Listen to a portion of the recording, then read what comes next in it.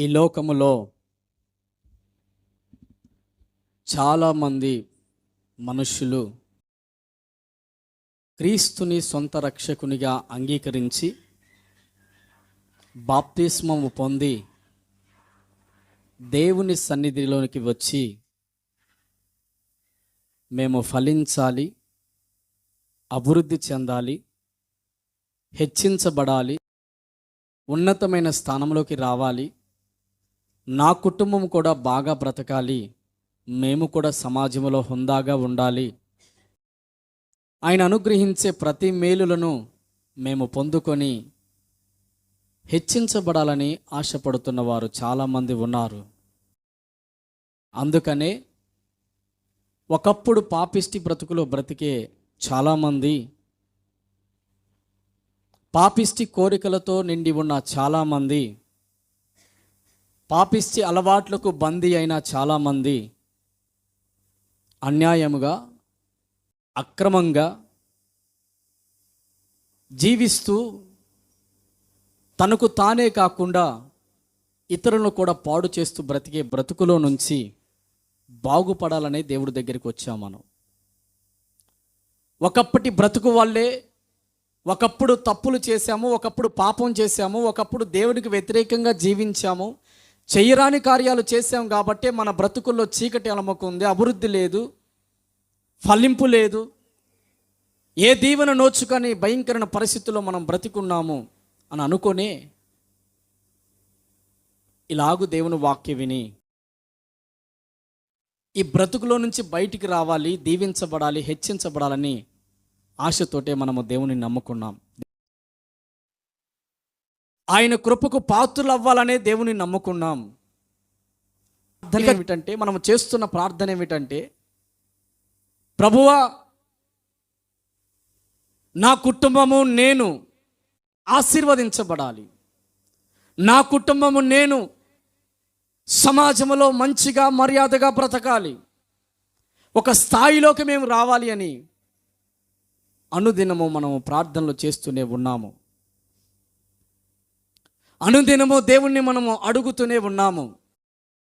దేవా, నీవు పెంట కుప్పల మీద నుంచి దీనులను పైకెత్తేవాడివి కదా, ఏమీ లేని మాలాంటి అభాగ్యులకు నీ చేయూతనిచ్చి సమృద్ధి చేత మమ్మల్ని నింపేవాడివి కదా, నీ దగ్గర గొప్ప బలం ఉంది కదా, నువ్వు తలుచుకుంటే ఎక్కడో దీనస్థితిలో ఉన్న జీవితాలు సింహాసనాలను ఎక్కించగలిగిన సామర్థ్యత నీకు ఉంది కదా, మమ్మల్ని దీవించయ్యా, మమ్మల్ని హెచ్చించయ్యని ఎన్ని కన్నీళ్ళు కార్చాయో దేవుడి దగ్గరికి వచ్చి.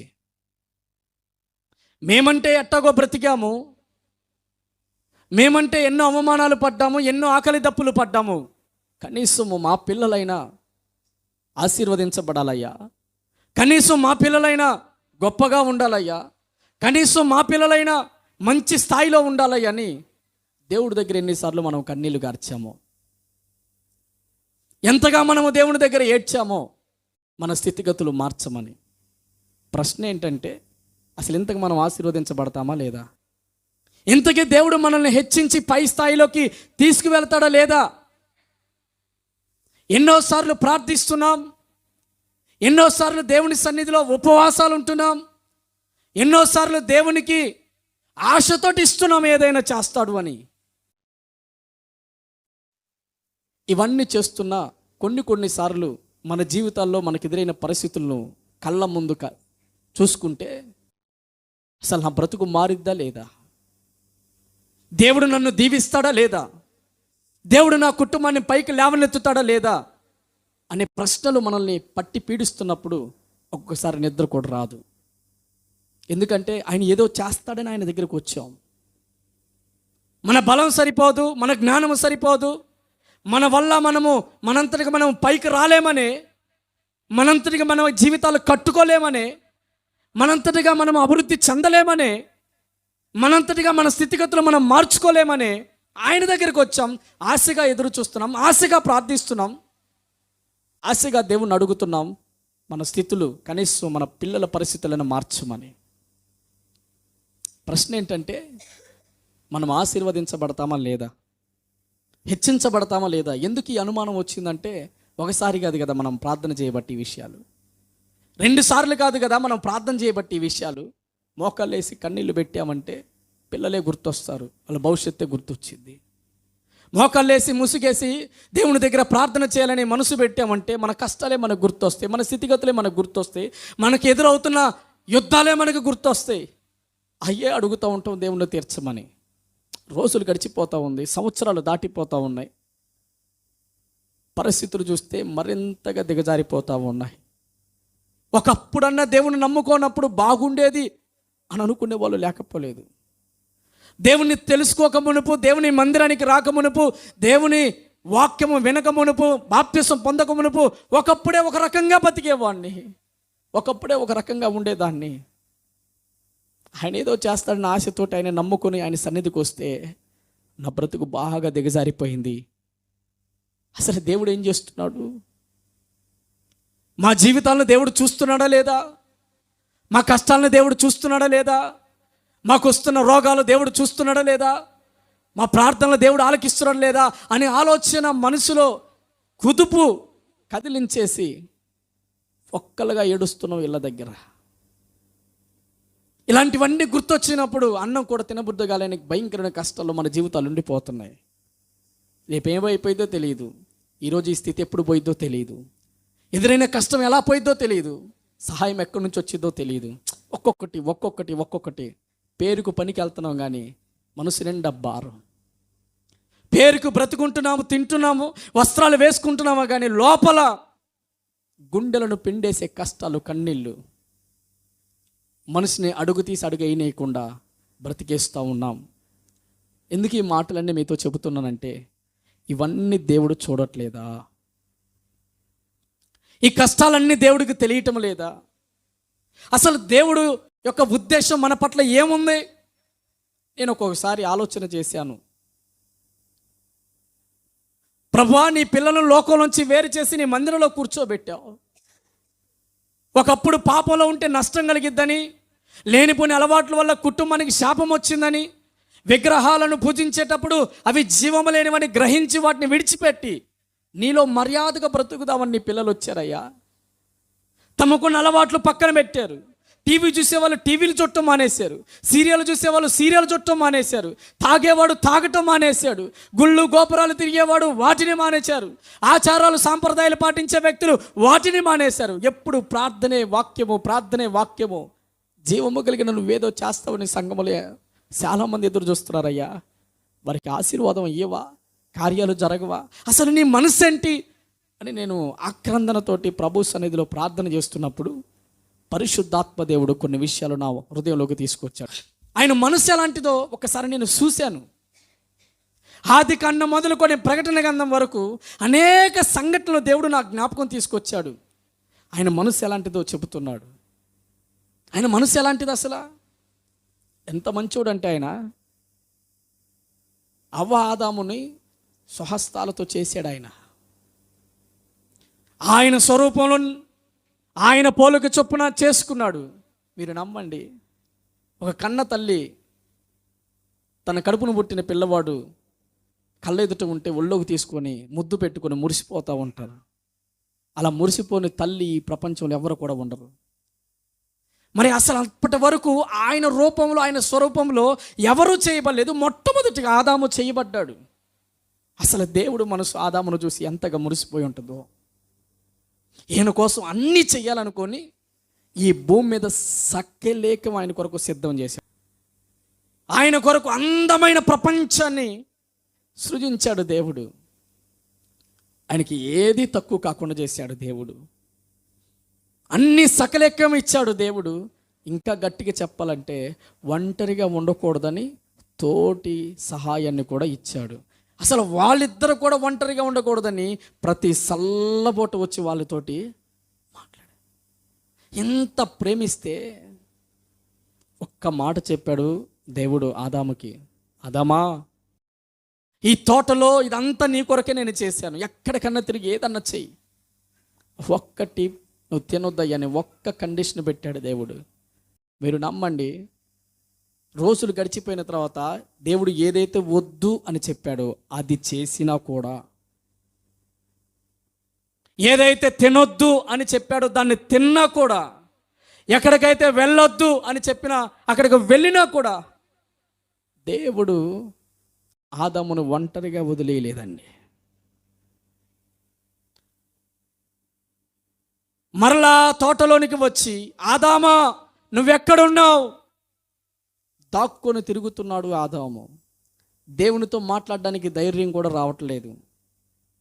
అంతగా తప్పు చేసిన దేవుడు హృదయం ఎలా ఉందో తెలుసా? క్షణములో పిలిచి, నా కుమారుడా, నువ్వు దిగంబరిగా ఉన్నావురా, నీకు బట్టలు కొట్టుకోవటం ఎలాగో తెలియదు, నీ సిగ్గును నువ్వు కప్పుకోవటం ఎలాగో నీకు తెలియదు అని వాళ్ళు చేసిన తప్పు వల్ల ప్రపంచం ఎంత వినాశనం అవుతుందని తెలిసి కూడా, వారు చేసిన తప్పును బట్టి రాబో తరము ఎంతగా శపించబడిద్దని దేవుడికి తెలిసి కూడా, వారు చేసిన ఒక్క తప్పును బట్టి అపవాదైన సైతానుగాడి భూమి మీద ఎంత చెలరేగిపోతాడని దేవుడికి తెలిసి కూడా, వారు ఎంత పెద్ద తప్పు చేశారో దేవుడికి తెలిసి కూడా, దేవుడి మనసు ఎలా ఉందో తెలుసా? వారికి సిగ్గును కప్పాలా, వారికి బట్టలు ఇవ్వాలా, వారికి ఆహారం ఇవ్వాలా? చేసిన తప్పును గుండెల్లో పెట్టుకొని వారికి సహాయం చేశాడు. ఇది దేవుని మనస్సు. ప్రభువా, నాకు తల్లి లేకపోయినా పర్వాలేదు, తండ్రి లేకపోయినా పర్వాలేదు, భార్య లేకపోయినా పర్వాలేదు, పిల్లలు లేకపోయినా పర్వాలేదు, నీతోనే ఉంటాను, నీతోనే సేవ చేస్తాను, నా చావైన బ్రతుకైన నీతోనే అని పేతురు వలలు విడిచిపెట్టి దేవుని వెంటపడి దేవుని సేవలో పాల్గొంటూ ఉంటే, ఒకరోజు పేతురును దేవుడు అడిగాడు, పేతురు, నువ్వు నన్ను ప్రేమిస్తున్నావా? అదేంటయ్య అట్లా అడుగుతావు? నేను నిన్ను ప్రేమిస్తున్నాను ప్రభువా. పేతురు, నువ్వు నన్ను ప్రేమిస్తున్నావా? అదేంటి? నేను నిన్ను ప్రేమిస్తున్నానయ్యా, నేను సావనైనా చస్తా కానీ నిన్ను మాత్రం తెలియదని చెప్పనన్నాడు పేతురు. కానీ కోడి కోసేటప్పుడు వచ్చేసరికి పేతురు ఏమన్నాడో తెలుసా? రాయ్, నువ్వు యేసుతో ఉండే శిష్యుడు కదా అని ఒక చిన్న పిల్లంటే నిర్దాక్షిణ్యంగా 3 సంవత్సరాల సహవాసాన్ని, 3 సంవత్సరాల పరిశుద్ధతను, 3 సంవత్సరాల పరిచర్యను మర్చిపోయి, ఏం మాట్లాడుతున్నావు నువ్వు పాపా? ఆయన ఎవరో నాకు తెలియదు. ఎవరి గురించి మాట్లాడుతున్నావు? ఎవరి గురించి చెబుతున్నావు? నువ్వు ఎవరిని చూసి ఎవరు అనుకున్నావో? ప్రాణంగా ప్రేమిస్తానని చెప్పిన వాడు అబద్ధమాడి దూరమైన అలాంటి వ్యక్తిని పరలోక రాజ్యపు తాళ్ళపు చెవులు పెట్టేంత ప్రేమ కలిగిన వాడు దేవుడు. 33.5 వెండి నాణేలకు, 33 వెండి నాణేలకు యేసు ప్రభు వారిని బేరాన్ని పెట్టి ఎంతో నమ్మకంగా చేరదీశాడు యేసు ప్రభు వారు. 12 మంది శిష్యులు ఉంటే ఇతని మీదే నమ్మాడు ఎక్కువగా యేసు ప్రభుల వారు. పిలిచి, యోధా, నా డబ్బులు, నా మినిస్ట్రీలో, నా సేవలో వచ్చే కానుకలు ఎవరైనా నాకు ఇచ్చేవి నీ దగ్గరే పెట్టు, నువ్వే జాగ్రత్తగా చూడు, నువ్వే జాగ్రత్తగా వాడు, నాకేం కావాలో అది జాగ్రత్తగా చూసుకొని ఎవ్వరికి ఇవ్వని గొప్ప స్థానము యేసు ప్రభుల వారు యోధాకి ఇచ్చారు. డబ్బును ప్రేమించి దేవుణ్ణి అమ్మేయాలనుకున్నాడు ఆ వ్యక్తి. అది దేవుడికి తెలిసి కూడా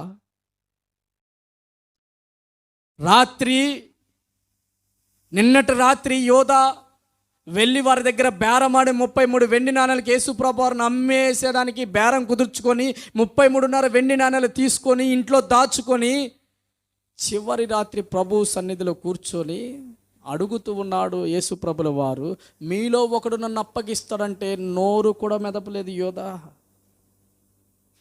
మోసగాడు ఎదురే ఉన్నాడు, అమ్మి వేయాలనుకున్నవాడు ఎదురే ఉన్నాడు, బల్లెపు పోటు వెన్నుపోటు పొడిచేవాడు ఎదురే ఉన్నాడు. కానీ అలాంటి వాడి పాదాలు కూడా కడిగాడు. అలాంటి వాడి పాదాలు కూడా కడిగి పవిత్రపరిచి భోజనము పెట్టాడు. ఆయన మనస్సు అలాంటిది. మరి ఎంత జాలి కలిగిన వాడు, పాపాన్ని కూడా గుండెల్లో దాచిపెట్టుకుని ప్రేమ పంచగలిగిన వాడు, నీ నా తప్పులు తూర్పుకి పడమరకి ఎంత ఎడమో అంత దూరాన పాదేయగలిగిన వాడు, నువ్వు స్వస్థత పొందాలని మన కొరకు దెబ్బలు తిన్నవాడు, మనము పేదరికం అనుభవించకూడదని చెప్పేసి ఆయన ధనవంతుడై ఉండి దారిద్రుడిగా మన కొరకు పుట్టినవాడు, మన కొరకు అనుదినము కంటికి రెప్పలా మనల్ని కాపాడుతున్నవాడు, కునుకక నిద్రపోక మనల్ని వెంటాడి రక్షణ ఇచ్చేవాడు మనతో ఉన్నప్పుడు మనం ఎందుకు ఆశీర్వదించబడలేకపోతున్నామనే ఆలోచన మీకు ఎప్పుడైనా తట్టిందా? మనం ఎందుకు పైకి రాలేకపోతున్నాం? ఆయనలో లోపమా మనలో లోపమని మీకు ఎప్పుడైనా తట్టిందా? ఆయన అంత ప్రేమ కలిగిన వాడు.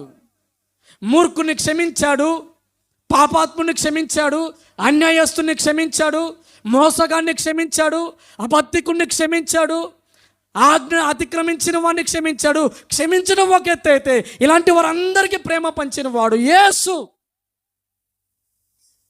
అలాంటి వాడినే దేవునిగా రక్షకునిగా నువ్వు అంగీకరించి, ఈరోజు నా పరిస్థితులు మారట్లేదు, నా స్థితిగతులు మారట్లేదు, నా జీవితం మారట్లేదు, నాకు ఏమీ కలిసి రావట్లేదు, నా జీవితంలో ఏమీ జరగట్లేదు, నా జీవితం ఎక్కడుంది అక్కడే ఉందని నువ్వు సతమతం అవుతున్నావంటే కారణము ఆయనై ఉన్నాడా, లేకపోతే మనమా? మీలో చాలామందికి బ్యాంకులో డబ్బులు ఉంటే తెచ్చుకోవటం తెలుస్తుంది, ఇంట్లో బంగారం దాచిపెడితే తెచ్చుకోవటం తెలుస్తుంది, లెక్కేసి కూడబెట్టుకున్న డబ్బులు లాకర్లో పెట్టి లాకర్ తీసి తెచ్చుకోవటం తెలుస్తుంది. దేవుడు మీ కొరకు దాచి ఉంచిన మేలులు అంతకంటే గొప్పగా ఉన్నాయి, కానీ అవి ఎవ్వరికి కనబడతలేదు. అవి తెచ్చుకోవాలనే ఆశ ఎవరికి పుట్టడం లేదు. ఆయన మీ కొరకు శ్రేష్టమైన దాన్ని సిద్ధపరచాడని వాక్యము ద్వారా పదే పదే మాట్లాడుతున్నప్పటికీ నీ ఆలోచనలు నీవే, నీ తలంపులు నీవే, నీ ఉద్దేశాలు నీవే, నీ ప్రయాణం నీదే, నీ దారి నీదే. ఆ దారిలో దొరికింది తీసుకుంటున్నావు, అందింది పుచ్చుకుంటున్నావు, సంతృప్తి పడి ముందుకెళ్తున్నావు. కానీ నీ కొరకు దాచిన ఆశీర్వాదాలు ఏవి చూడలేని గుడ్డి తనములో ఉన్నారు చాలామంది. ప్రియ దేవుని సంగమా, ఈరోజు ఒక సేవకుడిగా నేను ఆక్రందన పడుతున్న ఒక విషయం ఏమిటంటే, జీవము కలిగిన దేవుడు మనకున్న ఎందుకు దీవించబడలేకపోతున్నామంటే కారణము లోపములు ఎక్కడో మన చుట్టూతా ఉండకనే ఉన్నాయి. అవి మన కంటికి కానరావట్లేదు, చెవికి వినపడట్లేదు, మనసుకి గోచరము కావటం లేదు. అందుకే ఈ ఉదయకాల సమయంలో పరిశుద్ధాత్మదేవుడు వాక్యము ద్వారా మీతో మాట్లాడుతున్నారు. ఆశీర్వదించబడాలి, హెచ్చించబడాలి, దీవించబడాలి, మా స్థితిగతులు మార్చబడాలి, మా ద్వారా మా పిల్లల తర్వాత ఆ పిల్లలు దీవెనలోకి హెచ్చింపులోకి వాళ్ళు రావాలి, మంచి జీవితం జీవించాలని ఆశపడుతూ ఉంటే ఈరోజు వాక్యము నీతో ఏం మాట్లాడుతుందో జాగ్రత్తగా వినగలిగి దాన్ని గుర్తుపెట్టుకొని ఆచరించగలిగితే నీ ఆశీర్వాదానికి అడ్డంకులన్నీ తొలగిపోతాయి. దేవుడు నీ కొరకు ఏమేమి దాచి ఉంచాడో అవన్నీ నీ కంటికి కనబడతాయి. దేవుని యొక్క ఉద్దేశం కూడా ఎప్పుడు చెప్పాను కదా, దేవుడు మనసు ఎలా ఉంటుందో, ఆయన మనసు ఎలా ఉంటుందంటే మనల్ని ఆశీర్వదించాలి. ఒక విషయం మీకు అర్థమయ్యేది గట్టిగా నేను చెప్తాను. ఇప్పుడు మీరు పిల్లల్ని కంటారు, పిల్లల్ని కన్నప్పుడు పుట్టిన పిల్లలు, ఎదిగిన పిల్లలు ఎవరు కూడా తల్లిదండ్రుల దగ్గరికి వచ్చి, అమ్మా నా కొరకు ఇది సిద్ధం చేయి, నా కొరకు ఇంత ఆస్తి సంపాదించు, నా కొరకు ఇట్టాగ ఇల్లు కట్టు, నా కొరకు ఇట్టాగ సిద్ధపరచు, నా కొరకు ఇంత బ్యాంక్ బ్యాలెన్స్ పెట్టాను అడుగుతారు ఎవరైనా? అడగరు. ఒక తల్లిగా ఒక తండ్రిగా నీకు తెలుసు వాళ్ళకి ఏమి ఇవ్వాలో, ఏమి సంపాదించాలో, ఏమి కూడబెట్టాలో, ఏమి అనుగ్రహించాలో. ఒక తల్లిగా ఒక తండ్రిగా నువ్వు ఒక పక్క కష్టపడుతూ ఉంటావు. ఆ కష్టమంతా దేనికయ్యా అంటే చెప్పాలి, దేనికి? పిల్లలకి. ఇది ఎంత వాస్తవమే. నిన్ను తల్లి గర్భములో నిర్మించిన దినము నుంచి ఈ దినము వరకు నీ కొరకు ప్రతి దినము ఆలోచన చేసి నీకు శ్రేష్టమైన భవిష్యత్తు ఇవ్వటానికి బంగారు బాటను కూడా దేవుడు సిద్ధపరిచాడు. దేవుడు మనసు కూడా నిన్ను ఆశీర్వదించాలనే. అయితే ఎలా ఆశీర్వదిస్తాడు దేవుడు? అబ్రహాము అన్ని విషయాల్లో ఆశీర్వదించబడ్డాడు అనే మాట నాకు విన్నప్పుడు నా మనసు మామూలుగా అనిపించట్లేదు. అసలు ఎట్ట సాధ్యమైంది ఇది? అన్ని విషయాల్లోనా? ఈరోజు లోకంలో పెద్ద ధనవంతుడు ఒక ఆయన ఉన్నాడు, Elon Musk. Right, Elon Musk గొప్ప ధనవంతుడు. ఆయన బాగా వినండి దేవుని వాక్యం. ఆయన దగ్గర కొన్ని వేల కోట్ల రూపాయలు బేరిస్తే ఈ రూమ్ కూడా నిండిపోయింది, అంత డబ్బు ఉంది ఆయన కాడ. కానీ ఆయనకి సుఖం లేదు, నెమ్మది లేదు. ఆయన చెప్పే మాట ఏందో తెలుసా? అమెరికా అధ్యక్షుడితోటి గొడవలు ఉన్నాయి ఆయనకి బాగా. ఇప్పుడు ఆయన గుండె లోపల ఉన్న భయం ఏంటంటే ఆయన కంపెనీ మూతపడిద్దు అనే భయం గుప్పెట్లో గట్ట మోగుతుంది. ఇప్పుడు మీరు చెప్పండి, డబ్బు అయితే ఉంది, పేరైతే ఉంది, కారు అయితే ఉంది, ఇల్లు అయితే ఉంది, ఆఫీస్ అయితే ఉంది, ఉద్యోగులు అయితే ఉన్నారు, పని వాళ్ళు అయితే ఉన్నారు, కానీ లోపల నెమ్మది, అన్ని విషయాల్లో ఆశీర్వదించబడిన వాడు కాదు. ఆ మధ్య కాలంలో నేను డోన్పట్నంలో గవర్నమెంట్ హాస్పిటల్కి పోయినా. నేను పోతే అక్కడ గవర్నమెంట్ హాస్పిటల్లో రాజశేఖర్ గారు అని ఒక డాక్టర్ ఉన్నారు. ఆయనతో మాట్లాడుతూ ఉన్నానగా ఆయన బాగా దగ్గుతూ ఉన్నాడు. ఏంటి సార్ మీరు అంతసేపుగా దగ్గుతున్నారు అని నేను అడిగితే ఆయన నాకు చెప్పాడు, నాకు ఆస్తమా ఉంది అన్నాడు. ఏముంది? ఆస్తమా. మరి ఆస్తమా ఉంటే మీరు డాక్టర్ కదా సార్, తగ్గించుకోవడం రాలేదంటే, నేను డాక్టర్నే, నాకు ఆస్తమాకి మెడిసిన్ ఏంటో తెలుసు, కానీ అది తగ్గదు, దాన్ని తగ్గించుకునే శక్తి నా దగ్గర లేదు. అరే, ఒక డాక్టరు జబ్బులు నయం చేసేవాడే తన జబ్బు నయం చేసుకోలేకపోయాడు. లోకానికి గొప్ప డాక్టర్గా కనబడవచ్చు ఆయన, లోకానికి గొప్ప వ్యక్తిగా కనబడవచ్చు ఆయన, కానీ ఆయన జబ్బును తీసుకోలేదు, ఆయన కూడా ఆశీర్వదించబడలేదు. ప్రధానమంత్రి నరేంద్ర మోడీజీ గారిని ఒకసారి ఇంటర్వ్యూ చేసినారు. సార్, మీరు గొప్ప దేశానికి గొప్ప ప్రధానిగా అయిపోయారు, ఇప్పుడు 2-3 సార్లు గెలిచారు, మీ జీవితం బాగుందా అని అంటే ఆయన చెప్పిన మాట, నా జీవితంలో నేను ఒక పొరపాటు చేశాను, నాకు పెళ్లి చేసుకోలేదు, నేను నా వారసత్వం లేదు నాకు, ఇప్పుడు నాకు అనిపిస్తుంది నా జీవితం పరిపూర్ణంగా. మీకు అధికారం ఉంది కదయ్యా, అన్ని విషయాల్లో ఆశీర్వాదము. నేను అడుగుతున్నాను, అసలు అన్ని విషయాల్లో ఆశీర్వాదం అంటే మామూలు సంగతి అది. ఒక వ్యక్తి ఏ బాధ లేకుండా, ఏ కష్టం లేకుండా, నెమ్మదిగా, సుఖముగా, ఆస్తితోటి, అంతస్తుతోటి, హోదాతోటి, అధికారంతోటి, బలగముతోటి, బంధుతోటి, ఎక్కడ ఉన్న ఎదురులేని మనిషిగా బతకటమే దేవుడిచ్చే ఆశీర్వాదము. అలాగా ఆశీర్వదించాడు. ఎవరిని? గట్టిగా చెప్పాలి, ఎవరిని? అబ్రహాముని. అలా ఆశీర్వదించిన ఆ దేవుడే ఈరోజు నీకు కూడా అలాగే చేయాలని ఆశపడుతున్నాడు. నాకు పరిపూర్ణమైన ఆశీర్వాదం ఉంది, నాకేం తక్కువ లేదు, నాకేం కొదువు లేదు, నాకేం ఇబ్బందులు లేవు, నాకేం ఇరుకు లేదు అన్న వాళ్ళు చేతులు ఎత్తండి. ఎవరు కూడా ఎత్తలేరు. ఎందుకంటే మనకుగా కొన్ని మాత్రమే చేసుకోగలుగుతాం, మనం అన్నీ చేయలేం. మరి దేవుడు మనకు అన్ని ఇచ్చి అన్ని విషయాల్లో ఆశీర్వదించాలని ఉదయం మాట్లాడుతున్నాడు. ఆత్మ చెప్పు సంగతులు చెవిగలవాడు వినుగాక. ఎలా ఆశీర్వదించబడతాం? ఎలా ఆశీర్వదించబడతాం? దేవుడు అబ్రహామును అన్ని విషయాలు ఆశీర్వదించాడు కదా. ఎందుకు ఆశీర్వదించాడు? ఎలా ఆశీర్వదించాడు? ఏ పరిస్థితిలో ఉన్నప్పుడు ఆశీర్వదించాడు? 75 సంవత్సరాలుగా దేవుడెవరో తెలియక, అన్య సాంప్రదాయాలలో, అన్య మతాలలో మగ్గిపోతూ, కానవచ్చిన ప్రతిదానిని, చెప్పబడిన ప్రతిదానికి మొక్కి పూజలు చేసే వ్యక్తి అబ్రహాము. 75 సంవత్సరాలుగా ఎన్నో పూజలు చేస్తున్నాడు, ఎన్నో విధాలుగా ఆశీర్వాదం పొందుకోవాలని ప్రయత్నాలు చేస్తున్నాడు, ఎన్నో విధాలుగా కుటుంబంలో సంతోషం తెచ్చుకోవాలి, నెమ్మదిగా బ్రతకరాలని. చెయ్యని వ్రతం లేదు, చెయ్యని పూజ లేదు, చెయ్యని ప్రార్థన లేదు సుమా. భయంకరమైన దుఃఖంలో 75 సంవత్సరాలుగా కుటుంబం ఉంది. అబ్రహాము కుటుంబంలో ఉన్న తన భార్యకు గర్భఫలము లేదు, సంతానము లేదు. ఇక సంతానం లేని వాళ్ళు దేవుని మొట్టమొదటిగా అడిగేది ఏంటి చెప్పండి? సంతానమే. అది కూడా అడుగుతున్నాడు. పెళ్ళైన దినం నుంచి జవాబు లేదు. ఆయన అనుకుంటున్నాడు మనసులో, ఎన్నో రోజులుగా భక్తి చేస్తున్నా కదా, ఇంకా భక్తి చేయలేమో, ఎన్నో రోజులుగా పూజలు చేస్తున్నా కదా, ఇంకొన్ని పూజలు చేయలేమో, ఎన్నో రోజులుగా వ్రతాలు చేస్తున్నా కదా, ఇంకొన్ని వ్రతాలు చేయలేమని అనుకుంటూ ఎన్ని లెక్కలేనన్ని ఆచారాలు ఆచరించాడు అబ్రహాము. అలాగా కష్టములో ఫలభరితం లేక, ఆశీర్వాదం లేక, కుటుంబంలో నెమ్మది లేకుండా జీవితాన్ని పలకరించాడు పరమాత్ముడైన దేవుడు. పలకరించి, అబ్రహామా నువ్వు లే, నేను నిన్ను ఆశీర్వదిస్తానంటే గుండెల నిండా ఆనందం వచ్చింది. ఆయన ఎవరిని చూస్తాడో తెలుసా? ఎవరైతే దీనులుగా ఉన్నారో, ఎవరైతే దరిద్రులుగా ఉన్నారో, ఎవరైతే శ్రమల సంఖ్యల చేత పీడించబడుతున్నారో, ఎవరైతే దిక్కు లేక, ఆదరణ లేక, నెమ్మది లేక, జీవితం ఎటువైపు పోతుందని అర్థం కాక చీకట్లో తమ బ్రతుకులు కాజేసుకోవాలని, చావాలని అనుకుంటున్నారో వారితోనే దేవుడు మాట్లాడతాడు.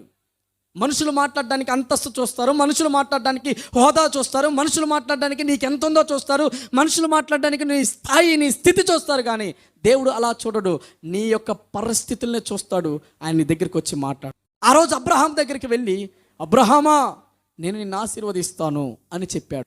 ఒక్కసారిగా ఆయన గుండెలు సంతోషంతో నిండిపోయినాయి. ఎందుకో తెలుసా? 75 సంవత్సరాలుగా ఎన్నో పూజలు చేస్తున్నా, ఎవ్వడు నాతో మాట్లాడలా.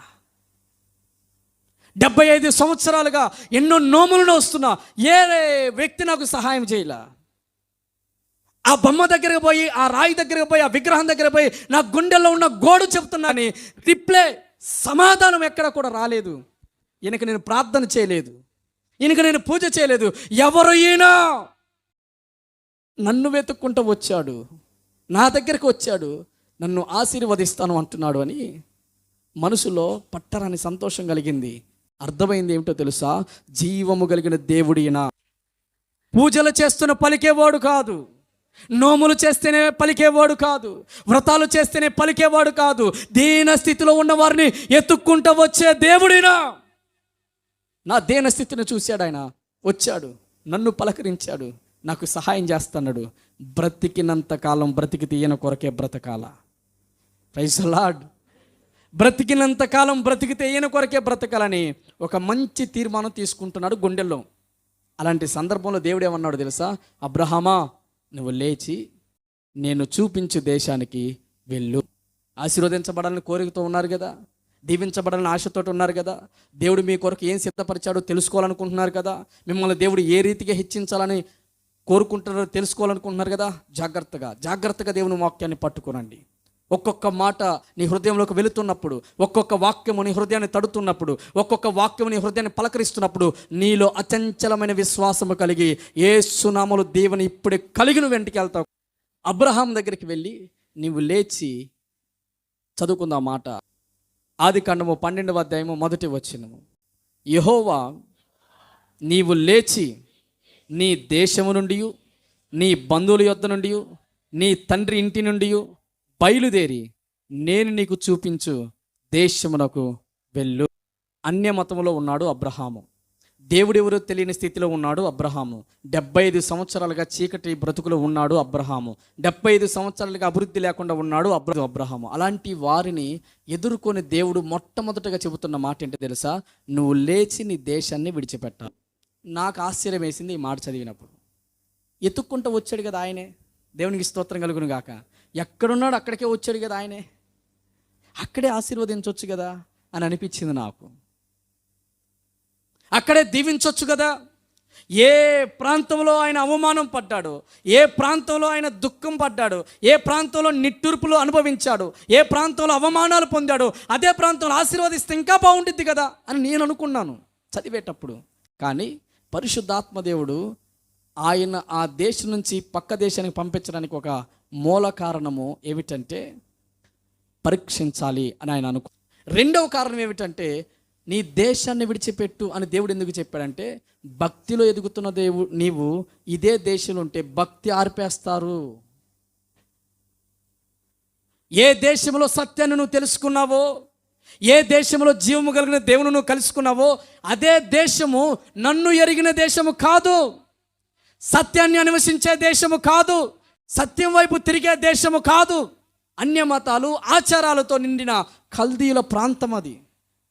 అక్కడ ప్రజలు ఎవరిని పూజిస్తారంటే సూర్యుడిని చంద్రుడిని పూజిస్తారు. ఇప్పుడు మీరు చెప్పండి, ఒక భక్తిగా దేవుణ్ణి తెలుసుకున్న వ్యక్తి అలా ఆచారాల మధ్య ఎన్ని రోజులు భక్తి చేయగలడంటారు? చేయగలరా? ఎన్ని రోజులు భక్తి చేయగలుగుతారు? మహా అంటే 1 లేదా 2 రోజులు, మహా అంటే 3 రోజులు. ఆ తర్వాత పక్కన ఉన్న వాళ్ళు ఇల్లు వచ్చి, రే మాకు తెలియని దేవుడా, పురాతన కాలం నుంచి తాతల కాలం నుంచి ఆరాధిస్తున్నాం మనము, ఈయనెవడు కొత్త దేవుడు అంటాడు, మాకు తెలియదు, మేమేం లేదు అని ఆయన భక్తిని ఏం చేస్తారు చెప్పండి? ఏం చేస్తారు? ఆర్పేస్తారు.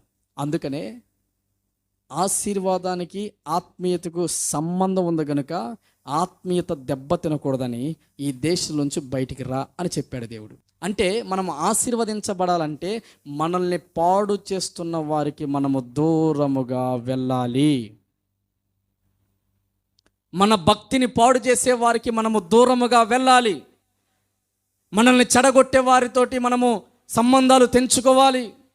మనల్ని అపవిత్రత వైపు నడిపించే వారితో స్నేహము మానేయాలి. మన బుద్ధిని, మన యొక్క గుణాన్ని చెడిపివేసే గుంట నక్కలతో ఉన్న సహవాసాన్ని కత్తిరించుకోవాలి. అలా వేరు కాకుండా ఇది కావాలి అది కావాలని దేవుణ్ణి అడిగితే అవదు పని. దేవుడు చెబుతున్నాడు అబ్రహాముతో, నువ్వు లే, ఇక్కడున్న దేశం మంచిది కాదు, ఇక్కడున్న దేశంలో నేను నిన్ను ఆశీర్వదించిన వాళ్ళు నిన్ను భక్తి చేయనీరు, వారు నిన్ను పరిశుద్ధంగా బతకనేరు, వారు నిన్ను దేవునితో నాతో సహవాసము చేయనేరు.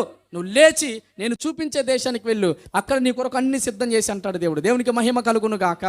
ఈరోజు నువ్వైనా నేనైనా అబ్రహాము వలె అన్ని విషయాలు ఆశీర్వదించబడాలంటే మనము నివసిస్తున్న దేశాన్ని విడిచిపెట్టాలి. దేశం అంటే ప్రాంతం కాదు సుమా. మనము నివసించే దేశం అంటే మనం ఉండే పరిస్థితులు గమనించుకొని, ఏ పరిస్థితులు దేవునికి మనకి సంబంధాన్ని తెంచుతున్నాయో, ఏ పరిస్థితులు మనల్ని పరిశుద్ధంగా బతకనీయకుండా చేస్తున్నాయో, ఏ పరిస్థితులు ఏ వ్యక్తులు మనల్ని చెడగొడుతూ ఉన్నారో, ఏ సంబంధాలు మనల్ని పాపం వైపు నడిపిస్తున్నాయో, ఏ సంబంధాలు మనల్ని దేవునికి దూరం చేస్తున్నాయో, వాటిలో నుంచి నువ్వు లేవాలి. అలా లేవకుండా, సంబంధాలు తెంచకుండా, అపవిత్రతను విడిచిపెట్టకుండా, ఆ సంబంధాలు బాంధవ్యాలు తెంచుకోకుండా ఆశీర్వదించండి. కన్నీళ్లు గార్చిన దేవుడు నీ వైపు చూడాడు. నీ తల్లిదండ్రులు కూడా విడిచిపెట్టమన్నాడు. ఎవరినో తెలుసా? అబ్రహామును. ఎందుకు అన్నాడు తెలుసా? తల్లిదండ్రులు మహానిష్ట కలిగిన వాళ్ళు. దేంట్లో? సూర్యుడిని చంద్రుడిని ఆరాధించటంలో. వారు ప్రాణాలైన పోగొట్టుకుంటారు కానీ వేరే మతంలోనికి రారు. అందుకే అబ్రహాంతో చెప్పాడు, నీ తల్లిని నీ తండ్రిని కూడా కాక. అంటే దేవునికి భక్తి చేసే విషయంలో నీ తల్లిదండ్రులు అడ్డొస్తేనే వదిలిపెట్టమంటున్నాడు దేవుడు. నీకు ఆశీర్వాదం కావాలి, దీవెన కావాలి, సత్యాన్ని అన్వేషించిన నా దగ్గరికి వచ్చిన నీవు నిండారుగా నేను మంచిగా దీవించాలి అని అంటే, నాతో నీకు కలిగిన ఈ సహవాసంలో అడ్డుగా ఎవరు ఉన్నా సరే వారితో బంధాలను తెంచివేయాలి. అడుగుతున్నాను ఈరోజు వాక్యపూర్వకముగా, దేవునితో మంచి సంబంధం కలిగి ఉన్నావా? దేవుడు ఉండమన్న చోటే ఉంటున్నావా? దేవుడు కోరుకున్నట్టుగానే బతుకుతున్నావా? దేవుడు ఎవరితోటి సహవాసాన్ని ఏర్పరిచారో ఆ సహవాసంలో నువ్వు కొనసాగుతున్నావా? లేదా నీ ఇష్టానుసారంగా బతుకుతున్నావో పరీక్షించుకోవాలి. ఎందుకంటే ఇష్టానుసారంగా బతికి ఇక్కడికి వచ్చి ఎన్ని భజనలు చేసిన పనులు అవ్వవు. Praise the Lord. ఇష్టానుసారంగా తిరిగి, ఇష్టానుసారంగా ఆలోచించేసి, ఇష్టానుసారంగా ఉంది. సమయంలో ప్రార్థన చేయి, సమయంలో నూనె రాయి, సమయంలో ఉపవాస ప్రార్థన చేయి, సమయంలో ఈసారన్న పైకి రావాలి, మేము ఈసారన్న బాగు కావాలా, ఈసారన్న పైకి రావాలా అని అంటే అవ్వవు పనులు. ఎందుకంటే సమయాల చేతులు ఏమీ లేదు, ప్రార్థన చేస్తారంతే. పరమ దేవుడే నీకు అన్నీ చేయాలా. దేవునికి స్తోత్రం కలుగును గాక. ఆయన అన్నీ చేయాలంటే నువ్వు లేవాలా, లేచి వెళ్ళాలా. ఎక్కడికో తెలుసా? ఆయన చూపించు దేశము. ఈరోజు ఆయన చూపించు దేశము జీవము కలిగిన దేవుని మందిరము. లోకముతో ఉన్న సహవాసాలు విడిచిపెట్టి, లోక స్నేహాలను విడిచిపెట్టి, లోకములో నిన్ను పాపం వైపు ప్రేరేపిస్తున్న బంధాలకు విడిచిపెట్టి, లోకములో నిన్ను ఆచారాల వైపు నడిపించే బంధుత్వాలను విడిచిపెట్టి, లోకములో నీ ఆశీర్వాదాన్ని దొంగలించే అపవాది అలవాట్లు నీలో ఉంటే వాటిని విడిచిపెట్టి, జీవము కలిగిన దేవుని మందిరంలోకి ఎందరైతే నడుస్తారో, ఈ మందిరంలో వినబడుతున్న వాక్యానికి ఎవరైతే విలువనిస్తారో నిశ్చయముగా అన్ని విషయాల్లో వారు ఆశీర్వదించబడతారు. ఎందుకనంటే ఆయన ఆశీర్వదించేవాడు దేవుడు. హల్లెలూయా. ఆయన తలుపులు వేస్తే తీయగలిగేవాడు ఎవడు లేడు. ఆయన కార్యము చేయగా త్రిప్పివేసేవాడు ఎవడు లేడు. అందుకే చెబుతున్నా, మనుషులను నమ్ముకోమాకండి, బంధుత్వాలను నమ్ముకోమాకండి, బాంధవ్యాలను నమ్ముకోమాకండి.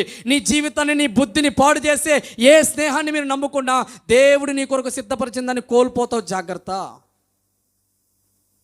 మందిరానికి వస్తున్నావా, భక్తి చేస్తున్నావా, అలాగే నిలబడు. నెల రోజులైనా మందిరానికి వస్తున్నావా, వాక్యం వింటున్నావా, భక్తి చేస్తున్నావా, దేవుని వాక్యాన్ని అనుసరించి చూడు. 3 నెలలైనా కనీసము దేవుడి యొక్క ప్రణాళిక నీకు ఎదురుగా వచ్చింది. కానీ మనము చాలాసార్లు మనకున్నవన్నీ ఇడిచిపెట్టడానికి ఇష్టపడం, కానీ దేవుడు దీవెనలు మాత్రం కావాలని ఏడుస్తాం. ఇది ఎక్కడ గొడవ? ఇప్పుడు మీరు చెప్పండి, ఒక వ్యక్తి బురదలో 2 కాళ్ళు పెట్టాడు, నడుము దాకా దిగబడ్డాడు, వాడు బయట నుంచి కేకలు పెడుతున్నాడు, నేను ఎవరన్నా నన్ను శుభ్రం చేయండి అన్నాను. నువ్వు వెళ్ళావు, తల్లిగా తండ్రిగా నువ్వు వెళ్ళావు దగ్గరికి, అమ్మా నన్ను శుభ్రం చేయని ఏడుస్తున్నాడు నీ బిడ్డ, నీ కుమారుడు ఎవరో. ఇప్పుడు వాడిని శుభ్రం చేయాలంటే ఏం చేయాలి? నువ్వు ఖచ్చితంగా దాంట్లోంచి బయటికి. వాడు అక్కడ కూర్చొని, నేను రాను, నేను ఏడే ఉంటా, నేను ఇక్కడే ఉంటా, కానీ నన్ను శుభ్రం చేయంటే లాగి పెట్టి కొడతావు లేదా? కొట్టి ఏడ్చుకొచ్చి, దరిద్రుడా నీకు అర్థం కావట్లేదు, నీ జీవితం పాడవటానికి కారణం ఇదేరా, తెలియట్లా నీకు అని గదిమి తీసుకొచ్చి 2 దెబ్బలేసి శుభ్రం చేస్తాం.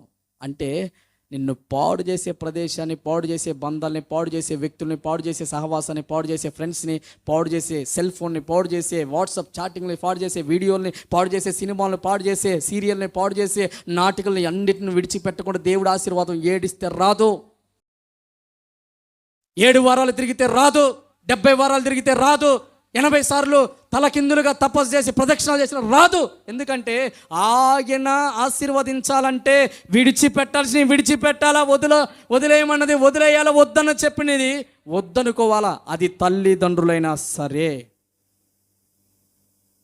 ఒకసారి సాధు సుందర్ సింగ్ గారు తన చిన్నతనంలో స్కూలుకు పోతే ఒక స్నేహితుడు సాధు సుందర్ సింగ్ గారికి కొత్త నిబంధన బైబిల్ గ్రంథం ఇచ్చారు. సాధు సుందర్ సింగ్ గారు ఆయన కొత్త నిబంధన బైబిల్ తీసుకొని వాళ్ళ ఇంటికి పోయాడు. ఇంటికి పోగానే వాళ్ళ నాన్నగారు చూసి, రేయ్ ఏమిట్రా చేతులు ఏదో తెచ్చావు? నాన్న ఇది మా ఫ్రెండ్ ఒకడు ఉన్నాడు, ఇప్పుడు దేవుని నమ్ముకున్నాడు, యేసు ప్రభు వారిని నమ్ముకున్నాడంట, ఇది వాళ్ళ గ్రంథమే నాన్న, ఏదో నాకు పుస్తకంలో ఇచ్చే నేను పట్టుకొని వచ్చానంటే, ఇంకొకసారి ఆ యేసు ప్రభు వారి గురించి మాట్లాడేవో ఫస్ట్ దాన్ని పాడేయ్ లేదా చింపేయ్, లేదా నిన్ను ఏం చేస్తావు నాకే తెలియదు అని అన్నాడు. ఎవరు అంటే సాధు సుందర్ సింగ్ వారి వాళ్ళ నాన్నగారు. అలా తిట్టేసరికి, నాన్న మీరు ఆవేశపడొద్దు, తిట్టొద్దు, నన్ను ఏమనొద్దు, ఒక మాట మీతో చెప్తాను, ఇప్పుడేంటి దీన్ని చింపాలంతే కదా, సరే ఉండు అని మీ కళ్ళ ముందు నేను బైబిల్ తగలబెడతా అని చెప్పేసి సాధు సుందర్ సింగ్ గారు వంటగదిలో పోయి అగ్గిపెట్టి తీసుకొని కాస్త కిరసనాయలు పోసి కళ్ళ ముందే బైబిల్ గ్రంథాన్ని అంటించి పడేసాడు. నాన్న సంతోషమేనా? సంతోషం. గబో ఎప్పుడు కూడా ఆ గ్రంథాన్ని తీసుకురా మాకు, ఎప్పుడు కూడా ఆ దేవుణ్ణి తలుచుకో మాకు అని వాళ్ళ తండ్రి బాగా గద్దించాడు. సాధు సుందర్ సింగ్ గారు ఇంట్లోకి పోయి ఇక గొడవ పోయిందని చెప్పి ప్రశాంతంగా తిని పడుకున్నాడు. అర్ధరాత్రి వేళ ఈయన దేహము అగ్నిలో పడి కేకలు వేస్తూ ఉంది. ఆ మంట తట్టుకోలేక కేకలేసి అరుస్తూ ఉన్నాడు సాధు సుందర్ సింగ్ గారు.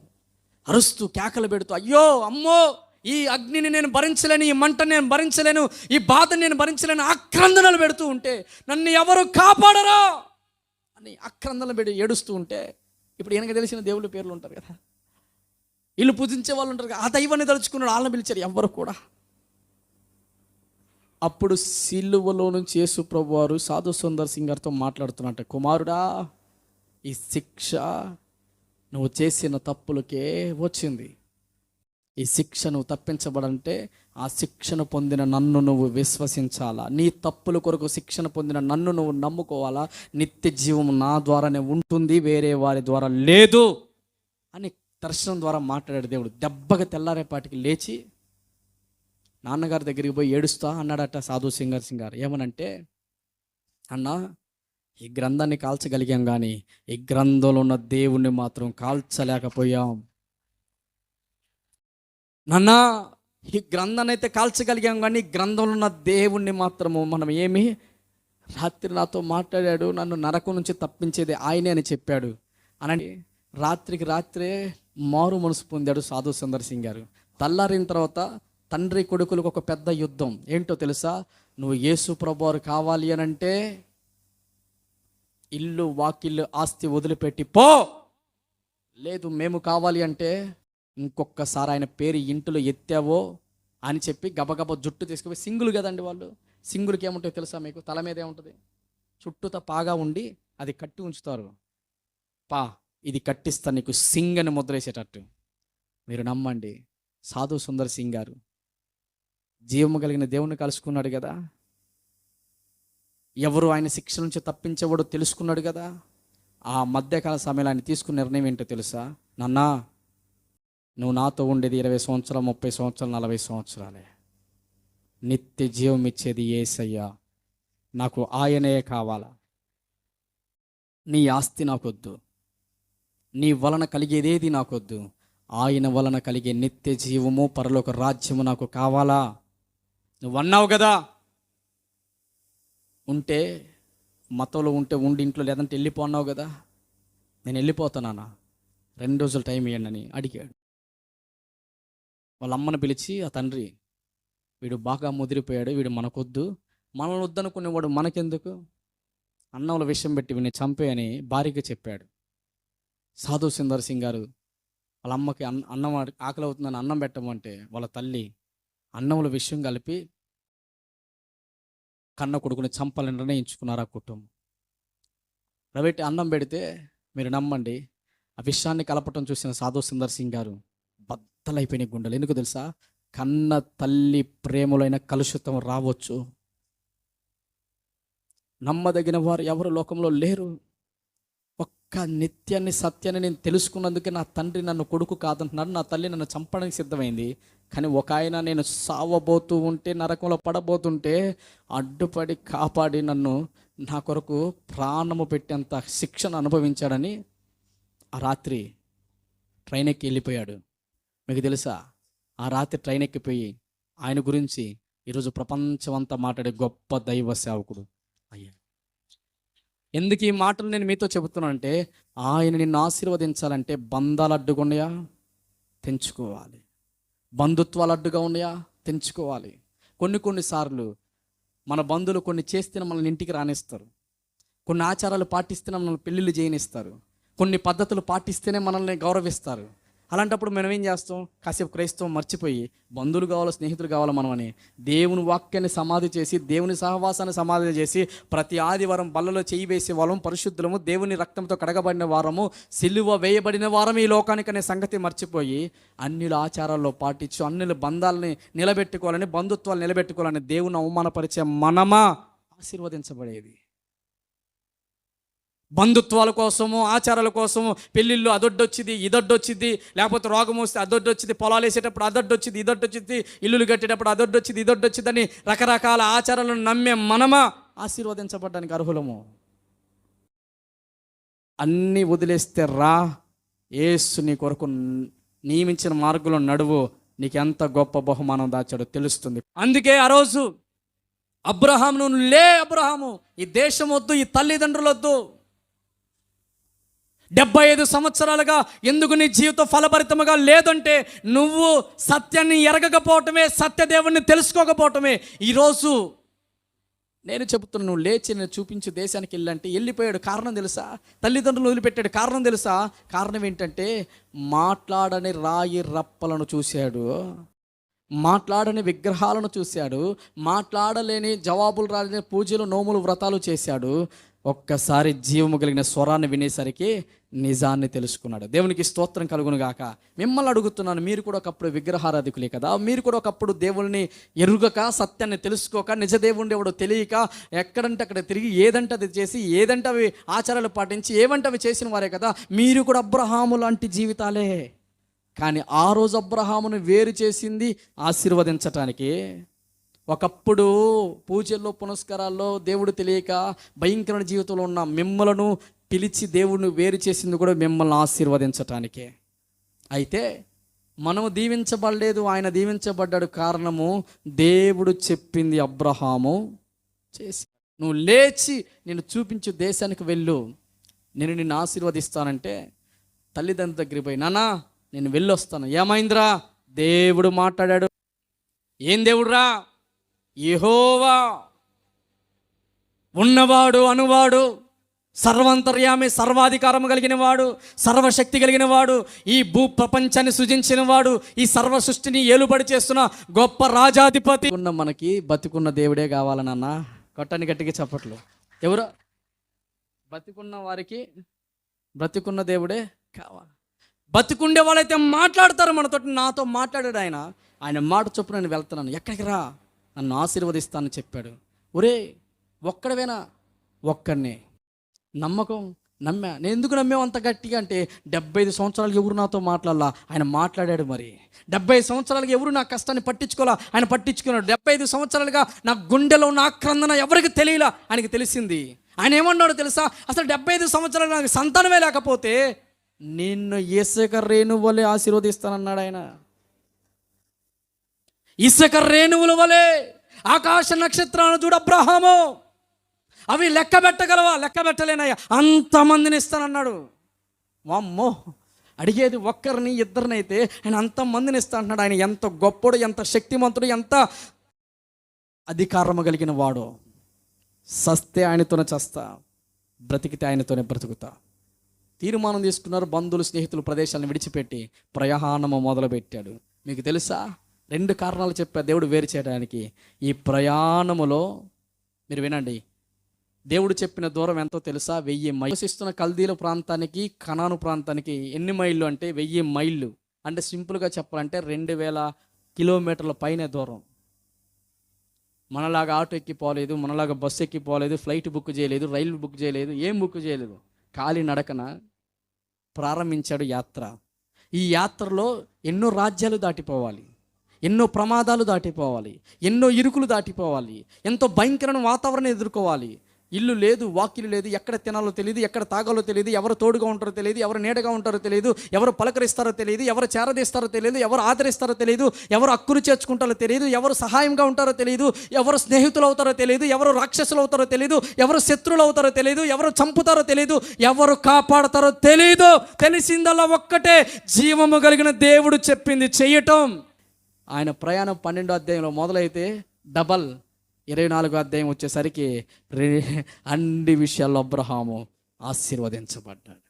ఊరికే వస్తాయండి ఆశీర్వాదాలు, ఊరికే వస్తాయండి ఆశీర్వాదాలు రావు. అందుకే నేను మీతో చెబుతున్నాను, ఈరోజు అబ్రహాములాగా మనం విడిచిపెట్టాల్సిన విడిచిపెడితే దేవునికి స్తోత్రం కలుగును గాక. కష్టమే కొన్ని బంధాలను విడిచిపెట్టడం, కష్టమే కొన్ని బంధుత్వాలను విడిచిపెట్టడం, కష్టమే కొన్ని అలవాట్లు విడిచిపెట్టడం, కష్టమే కొన్ని ప్రాంతాలకు వెళ్ళకుండా ఉండటం, కష్టమే కొన్ని ప్రదేశాలు విడిచిపెట్టడం, కష్టమే కొన్ని విషయాలు దాచిపెట్టడం. చెయ్యాలి, దేవుడు ఆశీర్వాదం నీకు కావాలి అంటే. Praise the Lord. ఈరోజు దేవుడు చెప్తున్నాడు, కుమార్తె నీకు మంచి భవిష్యత్తు కావాలా, ఉద్యోగం కావాలా, మంచి ఉన్నతమైన స్థాయిలోకి రావాలంటే అవును అని నీవు లోకంలో ఉన్న చెడ్డ యాపులు, లోకంలో ఉన్న చెడ్డ చాటింగ్లు, లోకంలో ఉన్న చెడ్డ వీడియోలు, లోకంలో ఉన్న చెడ్డ సినిమాలు, లోకంలో ఉన్న చెడ్డ ప్రోగ్రాంలు, లోకంలో ఉన్న చెడ్డ సహవాసాలు విడిచిపెట్టు అనంటే విడిచిపెట్టు, ఇది పట్టు. అలా కాదయ్యా, నేను యూట్యూబ్ చూస్తాను, సినిమాలు చూస్తాను, చాటింగ్లు చేస్తాను, వీడియో కాల్స్ మాట్లాడతాను, ఫోన్స్ మాట్లాడతాను, బంధాలు కొనసాగిస్తాను, బంధుత్వాలు కొనసాగిస్తాను. ఆమె నేను లేకుండా ఉండదు, ఈమె నేను లేకుండా ఉండదు, అతను నేను లేకుండా బతకలేదు, ఇతను నేను లేకుండా బతకలేదు, వాడు నా కోసం ఉన్నాడు, వీడు నా కోసం ఉన్నాడని ఎవరెవరినో నమ్మి పాడు చేసుకోవద్దు దేవుడు ప్రణాళికను. వాళ్ళు నీకు ఏం చేయరు, ఏమి ఇయ్యరు. నీకు చేయగలిగిన వాడు చెయ్యటానికి నిన్ను పిలుస్తున్నాడు. ఆత్మ చెప్పు సంగతులు చెవిగలవాడు వినుగాక. అబ్రహామును అన్ని విషయాల్లో ఎంతగా ఆశీర్వదించారంటే, కొట్లాట్లు వచ్చినాయి వాళ్ళ పనులకి. ఎవరికి? వాళ్ళ పనులకి కొట్లాట్లు వచ్చినాయి. ఏందో తెలుసా? ఆస్తి విస్తరించి మళ్ళీ అన్యాయంగానా, అక్రమంగా సంపాదించింది, మోసం చేసే సంపాదించింది, ఒకరితో సంపాదించింది కాదు. ఈయన కూర్చొని మోకాళ్ళేసి విశ్వాసంతో నిలబడ్డాడు. ఎంటబడి వచ్చినాయి. అందుకే దేవుడు చెప్తున్నాడు, రే పిచ్చోళ్ళరా, మొదట నా నీతిని వెతకండి, నా రాజ్యాన్ని మీరు వెతకండి, ఏం కావాలో అవన్నీ నేను మీకు ఇస్తాను అని చెప్పాడు. కానీ మనం అన్ని ఎతుకులాట్లో పడి ఈ లోకంలో ఎవరెవరు నమ్మి ఏవేవో సంతోషాలు ఇస్తాయని వాటి వెంటపడి అసలైన దాన్ని పోగొట్టుకుంటున్నామని గ్రహింపులోకి మీరు వచ్చి ఈ ఉదయకాల సమయంలో దేవుడు చెప్పినది నువ్వు చేయగలిగితే, ఏదైతే వద్దు అని చెప్పాడో దాన్ని విడిచిపెట్టగలిగితే, ఏదైతే చేయొద్దు అని చెప్పాడో దాన్ని చేయకుండా ఉండగలిగితే, ఎక్కడికైతే వెళ్ళొద్దు అని చెప్పాడు అక్కడికి వెళ్ళకుండా ఉండగలిగితే, ఎవరితో అయితే మాట్లాడొద్దు అని చెప్తే వారితో మాట్లాడకుండా ఉండగలిగినట్లయితే, ఎవరినైతే కత్తిరించాలి బంధాలు కత్తిరించాలని చెప్పాడు ఆ బంధాలను కత్తిరించగలిగితే, ఈ వాక్యాన్ని నువ్వు ప్రేమించగలిగితే, దేవుడికి దగ్గరకు రాగలిగితే, కనాను అనబడిన ఈ మందిరంలోకి నువ్వు కూర్చోగలిగి రాగలిగితే, యేసు నామములో మీ ఆశీర్వాదాన్ని ఆపేవాడు ఎవ్వడు లేడు. అందుకనే ఇక్కడ అబ్రహాము చెప్పగాలే ఆశీర్వాదంను పొందుకోవటానికి ఆయన చేశాడు. ప్రియులారా, ఆయన అన్ని విషయాల్లో ఆశీర్వదించబడడానికి మూల కారణము దేవుడి మాట విన్నాడు. మనం పైకి రావాలంటే ప్రజలు రకరకాల మాటలు చెబుతారు.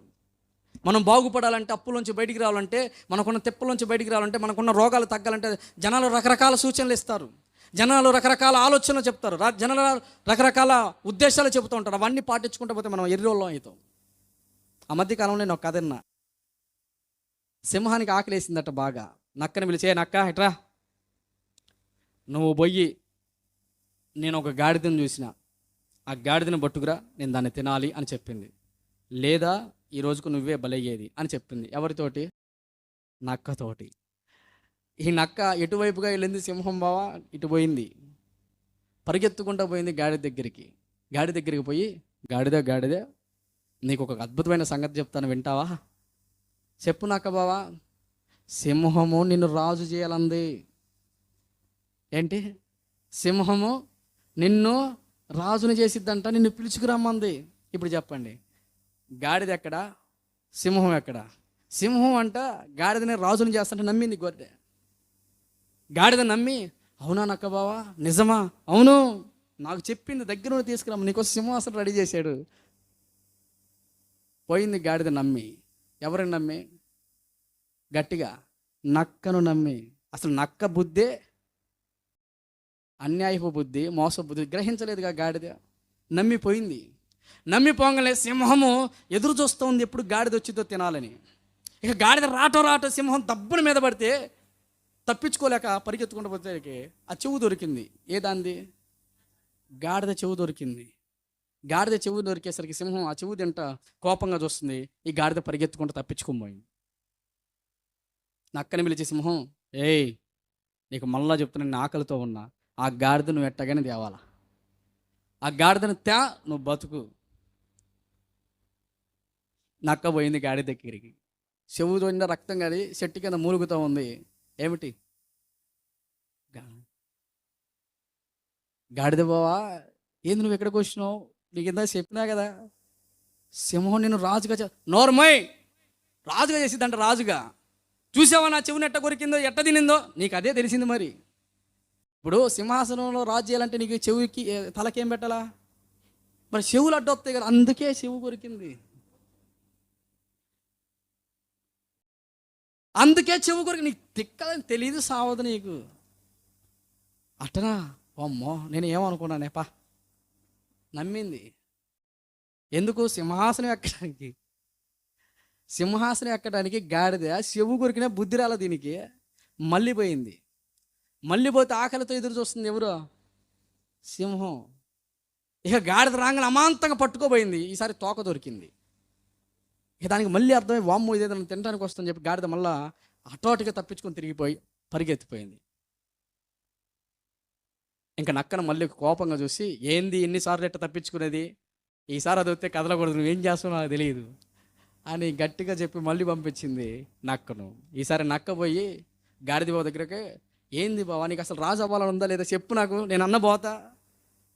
అదేంటి అలా అంటావు? మొన్న వస్తే చెవు కొరికింది, నిన్న వస్తే నా తోక కొరికింది, అది నన్ను ఆడరాసిద్ది, నన్ను చంపుకొని తినిద్దంటే నీకు అదే తెలిసింది. మరి ఇప్పుడు సింహాసనంలో కూర్చోవాలంటే తోక అడ్డొచ్చిద్దిగా, అడ్డొచ్చిద్దా రాదా? ముంచే జనాల మాట ఎట్టేగా ఉంటాయి.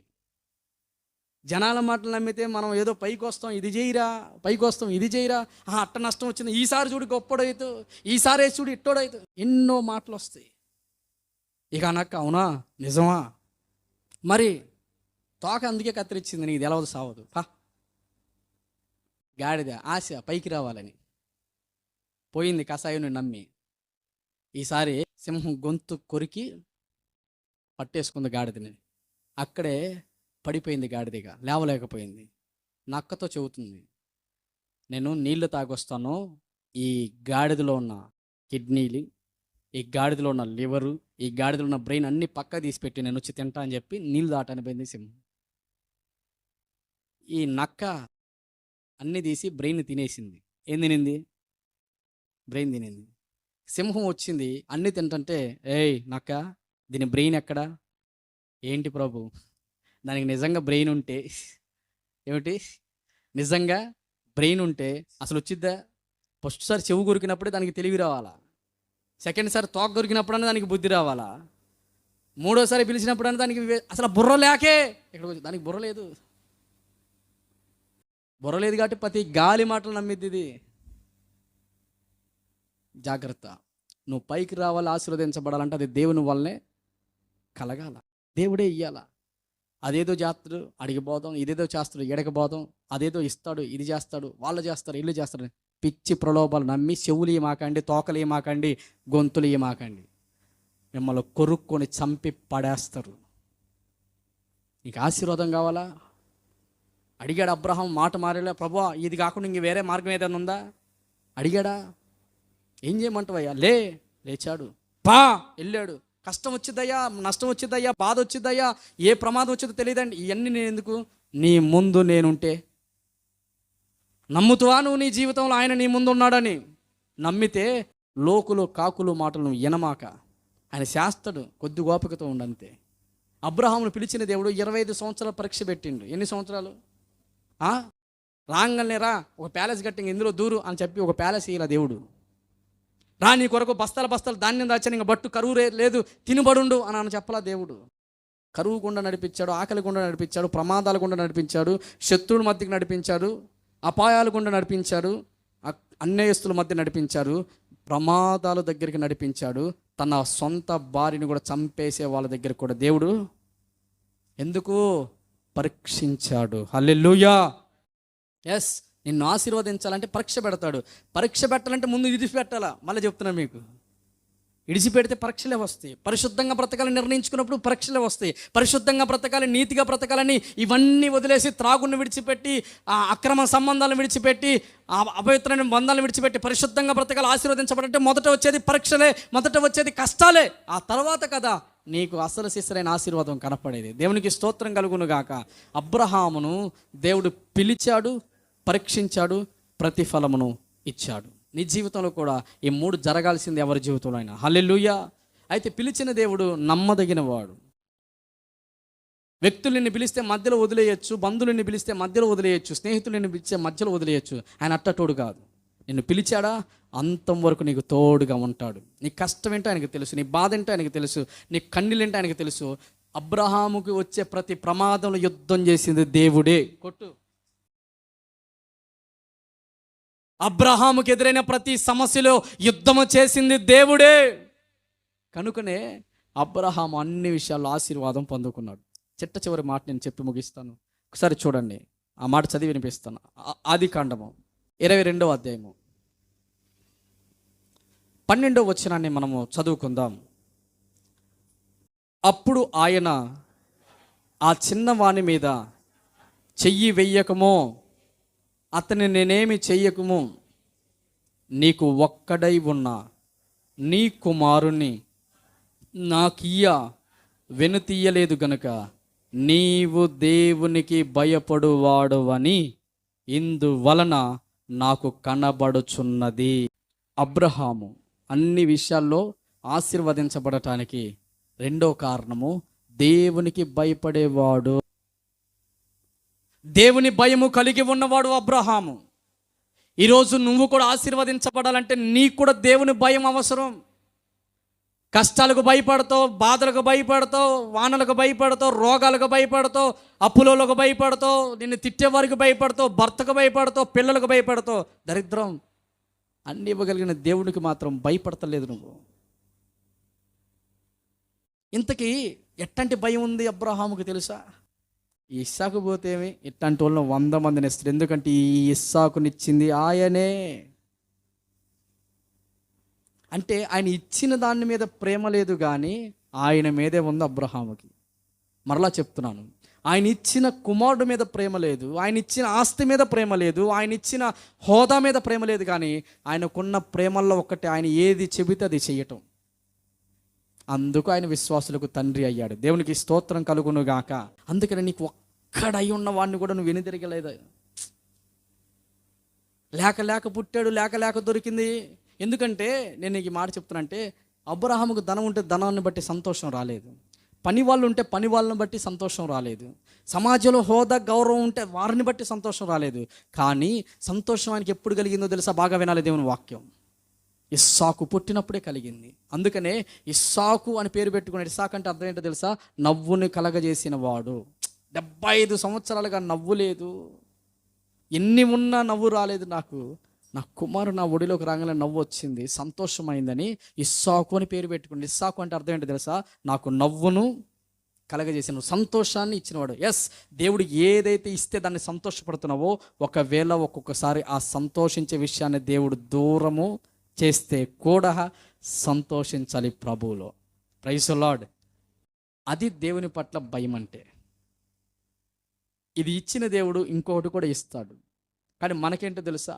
దేవుడు చెప్పాడు దేవుని వాక్యంలో, నీకు ఇదిగో ఇంత సంపాదన ఇస్తున్నాను, ఇంత ఆరోగ్యం ఇస్తున్నాను, దానిలో నాకు కొంత దశమ భాగం మీరు తీయండి అంటే కూడా చాలామందికి ఇష్టం రావట్లేదు. కొంత దశమ భాగము దేవుని సన్నిధికి తీసుకురండి అంటే కూడా చాలామందికి మనసు రావట్లేదు. ఎందుకంటే అమ్మో, ఈయన మాత్రము 25 సంవత్సరాలుగా ఎదురు చూసిన కుమారుని ఇయటానికి కూడా ఎదురుగల కారణం దేవునికి భయపడేవాడు. మరి మన సంగతి 100 రూపాయలు ఒక 10 రూపాయలు మనం ఇయ్యలేకపోతున్నాం దేవుడికి. మళ్ళీ మనకేం కావాలి చేస్తే కళ్ళు మూసుకొని ముసుగేసి మోకాలు వేసి, ప్రభువా నన్ను ఆశీర్వదించయ్యా, ఆశీర్వదించయ్యా, నా కష్టం తొలగించయ్యా, నా బాధ తొలగించయ్యా. తప్పేం కాదు అడగటం, అలాగా అడగండి. ఆయన కాబట్టి ఎవరు చేస్తాడు. కానీ ఇవ్వాలంటే కూడా మనలో అర్హత ఉండాలి. దేవునికి స్తోత్రం కలుగును గాక. ఆ అర్హతలో మొదటిది దేవుణ్ణి మాట విని ఆయన చొప్పున చేయటం, రెండవది దేవునికి భయపడటం. దేవునికి మహిమ కలుగును గాక. కనుక అబ్రహాం వలె మనం అన్ని విషయాలు ఆశీర్వదించబడాలంటే యేసు ఈరోజు మనతో మాట్లాడిన వాక్యం ఏదై ఉందో అది హృదయంలో ఆ హృదయంలో ఉన్న వాక్యాన్ని స్మరించుకొని దాని చొప్పున నడవండి. దేవుడు మీకు అన్ని విధాల ఆశీర్వాదాలు కలగ చేయునుగాక. తల్ల వంచని ప్రార్థన చేయండి.